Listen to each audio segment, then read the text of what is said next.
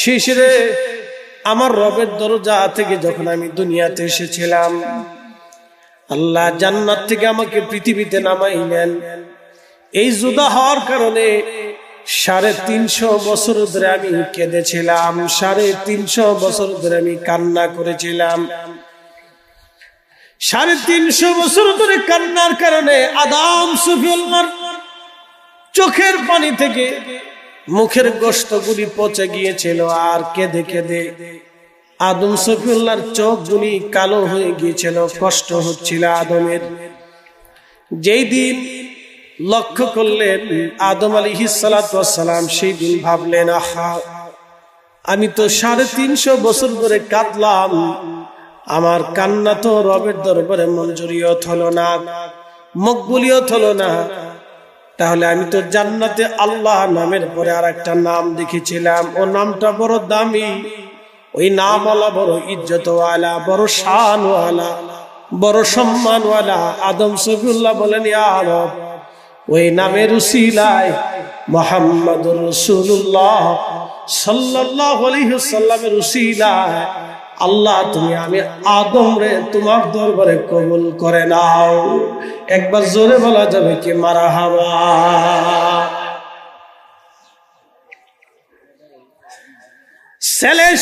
সেলেশিস ওই নামের উসিলায় আমার রব আমাকে তার দরবারে কবুল করিয়া নেন। লা ইলাহা ইল্লাল্লাহর পুরো নামের জিকির তুমি করবা। আদম সফিউল্লাহ চলে গেলেন রবের দরবারে।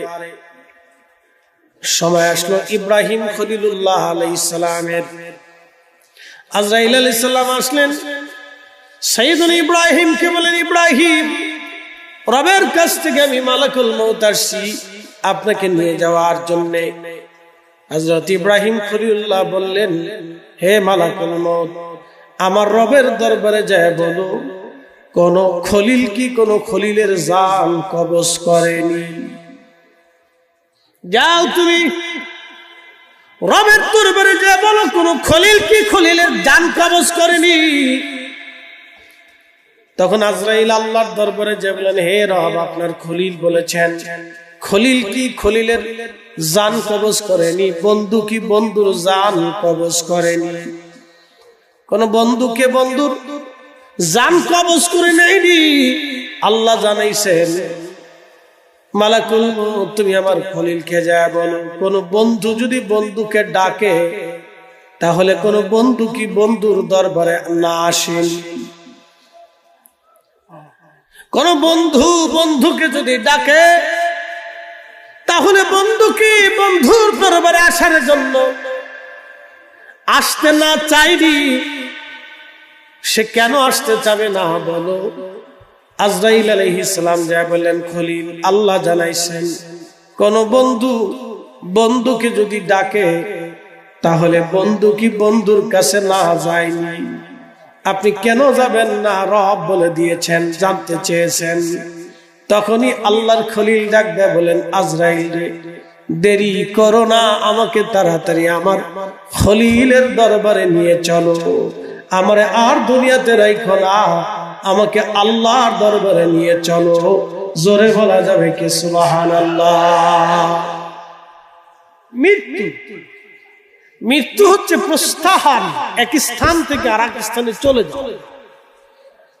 মৃত্যু মানে শেষ না, মৃত্যু মানে শেষ না। অনেকে বুঝে দেখেন মৃত্যু মানে শেষ না। মৃত্যু মানে শেষ না, মৃত্যু মানে আপনি জড় জগৎ থেকে নূরের জগতে চলে যাবেন, আর একটা জগতে আপনি চলে যাবেন, এটার নাম আলমে বারজাখ, কবরের জগতে আপনি চলে যাবেন। হয় ইল্লিয়িনে না হয় সিজ্জিনে আপনি চলে যাবেন, আল্লাহর দরবারে আপনি চলে যাবেন। দুইটা জগৎ আসবে, হয় সুখময় অথবা অশান্তির জায়গা হবে নরকে জাহান্নামে, হয় জান্নাতে না হয় জাহান্নামে। আলমে বারজাখের জগতে চলে যাবেন, আমার রবের দরবারে চলে যাবেন। আপনি যেখান থেকে এসেছেন আপনি সেখানেই চলে যাবেন, ওই রবের দরবারে চলে যাবেন। এটার নাম হচ্ছে মৃত্যু। আল্লাহ ডাক দিলেন, কুল হুজুর আপনি বলে দেন ইন্নাল মাউতাল্লাযী তাফিরুনা মিনহু ফাইন্নাহু মুলাকীকুম। আমার রব জানাইলেন হাবিব আপনি বলুন, কোন নবীজি আপনি বলিয়া দেন ইন্নাল মাউতাল্লাযী তাফিরুনা মিনহু ফাইন্নাহু মুলাকীকুম। নবীজি বলে দেন আমার বান্দারা মৃত্যু থেকে পালায়, মৃত্যু থেকে পালায়। দেখবেন রাস্তাঘাটে আমরা পাগলের যখন হরেন মারি, পাগলও রাস্তা থেকে চলে যায়, সেও মৃত্যু থেকে বাঁচার চেষ্টা করে। দেখবেন একটা কুকুর গাড়ির সামনে আসতে দৌড়ায় পালায়, সে মৃত্যু থেকে বাঁচার চেষ্টা করে। একটা বন্য প্রাণী সে পালায়, সেও মৃত্যু থেকে বাঁচার চেষ্টা করে। যেই সাপের আঘাতে কামড়ে মানুষ মারা যায়, সেই সাপও মৃত্যু থেকে পালানোর জন্য দৌড়ায়। বনের হিংস্র প্রাণী সবচাইতে শক্তিশালী সিংহ, বনের রাজা যাকে বলা হয়, মৃত্যু থেকে সেও পালায়।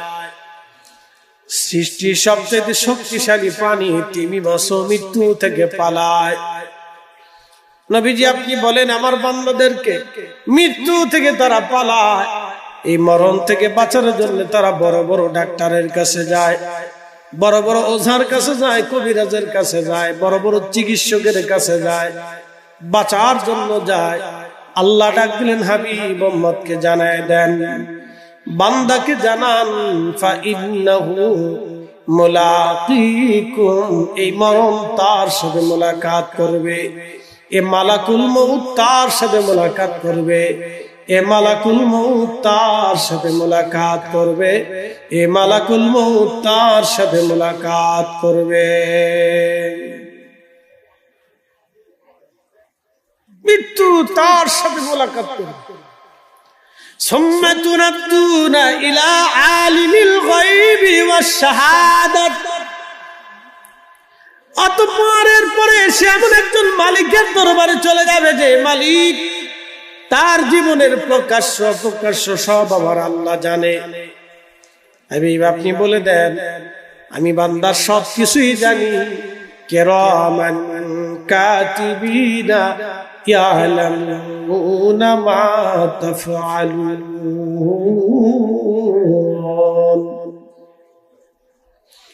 কিরামান কাতিবিন দুই পাশে বসা, লিখতে দিলেন আমার রব। তারা সব সময় লিখে আপনি কোথায় কি করেন, আপনার চোখ দিয়ে কি করেন, জবান দিয়ে কি করেন, আপনার হাত দিয়ে কি করেন, পা দিয়ে কি করেন, আপনি কতটুকু নেকি করেন। কিরামান কাতিবিন সব লিখতে থাকে। একটা সেকেন্ডের জন্য তার কলম বন্ধ হবে না। ভালো লেখে মন্দ লেখে, ভালো লেখে মন্দ লেখে। আল্লাহ জানাইলেন হাবিব উম্মতকে জানান কিরামান কাতিবিনা ইয়ালামুনা মা তাফআলুন, এরা জানে তুমি যা করো। কিরামান কাতিবিন সব জানে তুমি যা করো, কিরামান কাতিবিন সব জানে। কিরামান কাতিবিন লিখতে থাকে। পালানোর কোনো রাস্তা নাই, পালানোর কোনো সুযোগ নাই। আল্লাহ ডাক দিলেন ইয়া মাশারাল জিন্নি ওয়াল ইনসি ইন ইসতাতাতুম আন তানফুযু মিন আকতারিস সামাওয়াতি ওয়াল আরদি ফানফুযু লা তানফুযুনা ইল্লা বিসুলতান।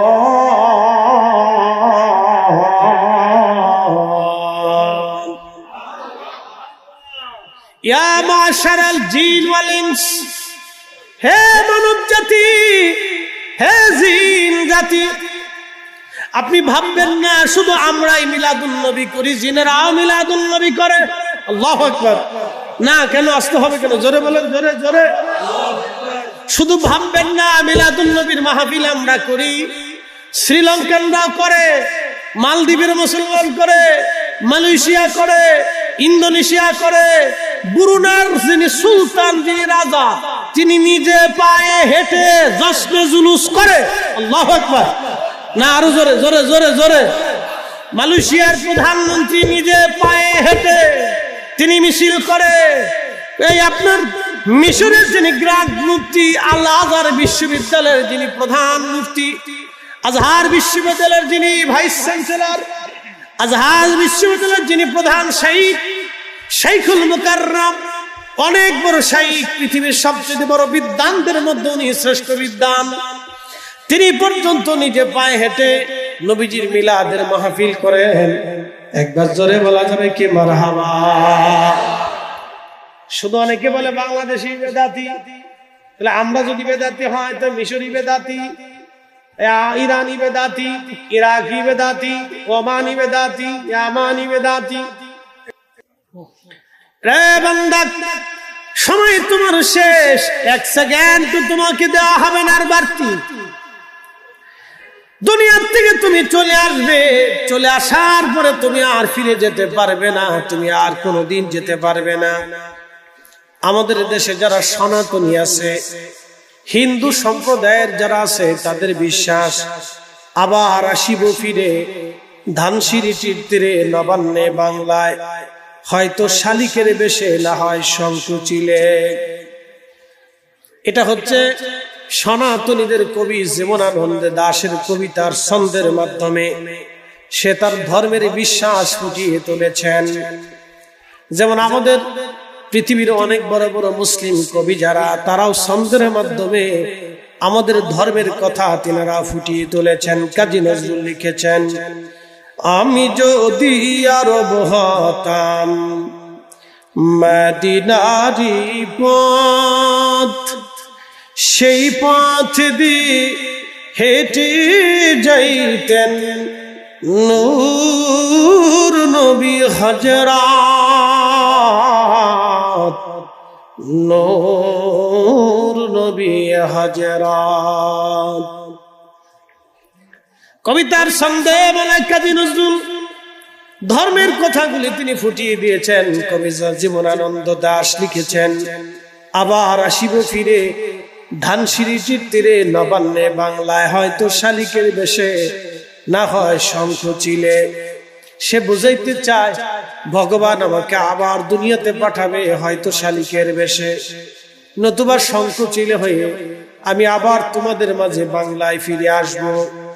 তাদের বিশ্বাস যদি মানুষ দুনিয়াতে ভালো কাজ করে তাহলে ভগবান আবার দুনিয়াতে পাঠাবে, ভালো মানুষ বানায় পাঠাবে, অথবা সুন্দর পাখি বানায় পাঠাবে, অথবা জমিদার জ্ঞানী করে ভগবান আবার দুনিয়াতে পাঠাবে। আর যদি কেউ খারাপ কাজ করে তাহলে দুনিয়াতে ভগবান তাকে শিয়াল কুকুর করে দুনিয়াতে আবার পাঠাবে। এটা তাদের ধর্মের বিশ্বাস। তারা হলো পুনর্জন্মে বিশ্বাসী।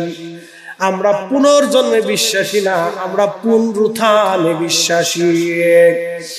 আল্লাহ বলেন, ওয়াবিল আখিরাতি হুম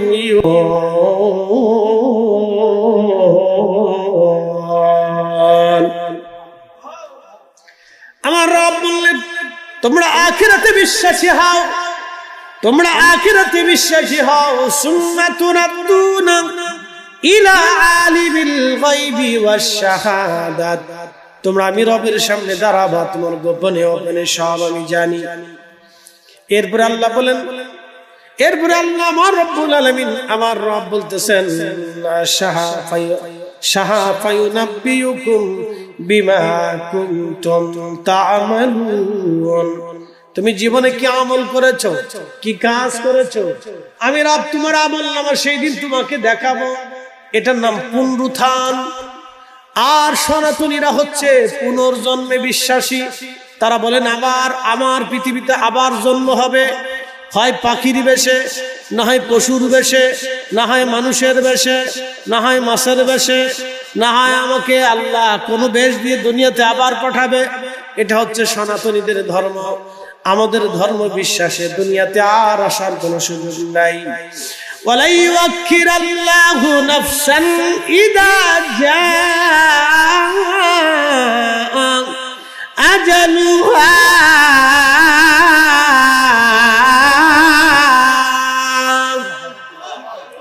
আমাদের আর আসার সুযোগ নেই। আমার রব বলে দিলেন তোমরা আর আসতে পারবে না। অর্থাৎ আমরা পুনরুত্থানে বিশ্বাসী। তবে নবীদের একটা হালত আছে, এটার হালতের নাম হলো রুহানি হালত। এই রুহানি হালতে আল্লাহ নবীদেরকে একটা সুযোগ দেন। বলে সুযোগ কি? তামাম দুনিয়া তারা তাসাররুফ করতে পারেন, কিন্তু শরীয়তে আর দেখা হবে না। মানুষ কবরে যখন আপনি যান, তখন কবরের পাশে দাঁড়ায় সালাম দেন, আসসালামু আলাইকুম ইয়া আহলাল কবর, হে কবরবাসীরা, তোমাদের উপরে আল্লাহর পক্ষ থেকে শান্তি বর্ষিত হোক। আপনি যখন সালাম দেন, কবরওয়ালার আপনার সালাম শুনে আপনার সালামের জবাব তোর রুহের জগৎ থেকে দিয়ে দেয়। একসাথে বলবেন আল্লাহু আকবার।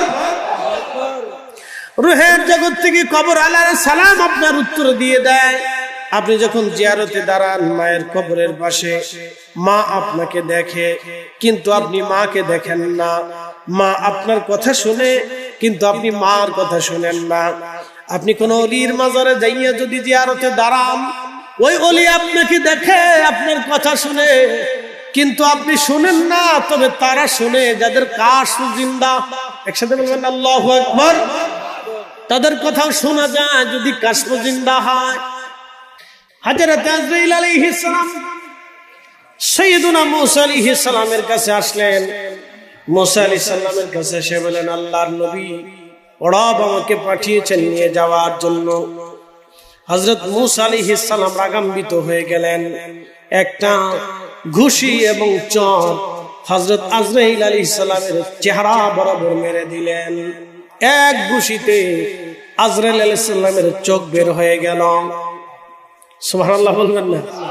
না আরো জোরে বলুন, বুঝাইতেছি। আজরাইল ফেরেশতা কিসের তৈরি? নূরের।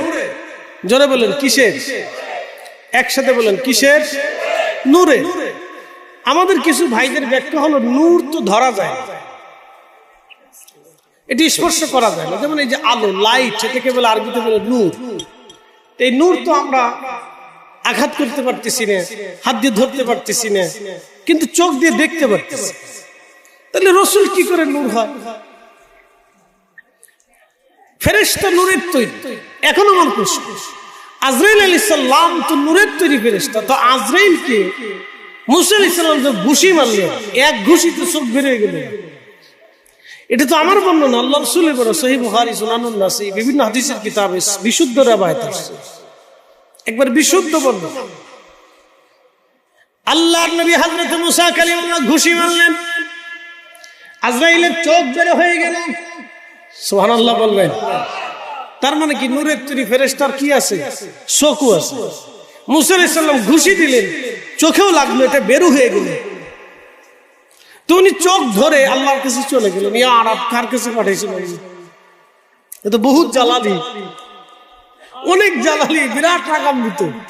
আল্লাহ আমার মায়ের অস্থির করে দিচ্ছে, আমার চোখ বের করে দিচ্ছে। বলো কি? হ্যাঁ ইয়া রাব্বি, সে মরতে চায়। বলে যাও তার কাছে ফিরে একটা বার্তা পাঠাও, একটা মেসেজ যে আমার মূসা যেন একটা গরুর উপরে, গাভীর উপরে হাত রাখে। হাতের নিচে যত পশম পড়বে তত পশমের বিনিময়ে একটা এক এক বছর করে আমি তার হায়াত দিয়ে দেব। যাও যাও।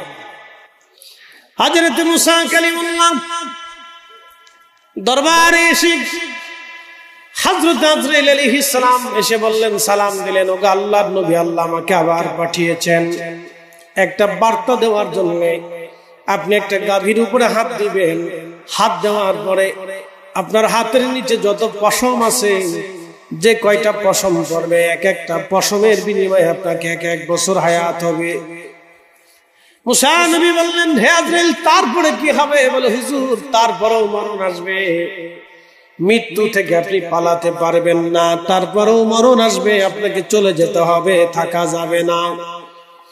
মূসা আলাইহিস সালাম বলেন, আজরাইল, যেহেতু দুনিয়াতে থাকার সুযোগ নাই, তাহলে আর দেরি করো না, আমাকে নিয়ে চলো, আমি রবের দরবারে চলে যাব, আর থাকবো না। সাইয়েদুনা মূসা কালিমুল্লাহ আল্লাহর দরবারে চলে গেলেন। হযরত নবী শীষ ডেকে বলেন, আব্বা জান, আমি তো লা ইলাহা ইল্লাল্লাহ চিনলাম, কিন্তু মুহাম্মাদুর রাসূলুল্লাহ বুঝলাম না। এই নামটা কেন, এই নামের পিছনে আমি লাগাবো গো বাবা। আদম সফিউল্লাহ ডাক দিয়ে বলেন, বেটারে তুমি জানো না আমি আদম আলাইহিস সালাতু ওয়াস সালাম জান্নাতের মধ্যে ছিলাম, জান্নাতের পাতায় পাতায়, জান্নাতের গাছে গাছে, জান্নাতের মোহনায় মোহনায়, নদীতে ঝর্ণায়, জান্নাতের পুরা বিল্ডিং গুলিতে, প্রাসাদ গুলিতে, আর আরশে মুআল্লার উপরে লেখা আছে লা ইলাহা ইল্লাল্লাহু মুহাম্মাদুর রাসূলুল্লাহ সাল্লাল্লাহু আলাইহি ওয়াসাল্লাম। কে দিয়ে বুঝাবো আপনাকে? জান্নাতের হুরেদের কপালে কপালে, গিলমানদের চোখের মনিতে মনিতে ওই নবীর নাম। বেটা শীষ, লা ইলাহা ইল্লাল্লাহর পর ওই জিকির খানাও তুমি আদায় করবা, নামটা উচ্চারণ করবা। কি জিন্দা হবে? কাশ মেশিন, মেশিন আমাদের মেশিন মরে গেছে, এ কল মরে গেছে, এটির ভিতরে নাই কিছু, এটা মরা মরা। জিন্দা করতে হবে।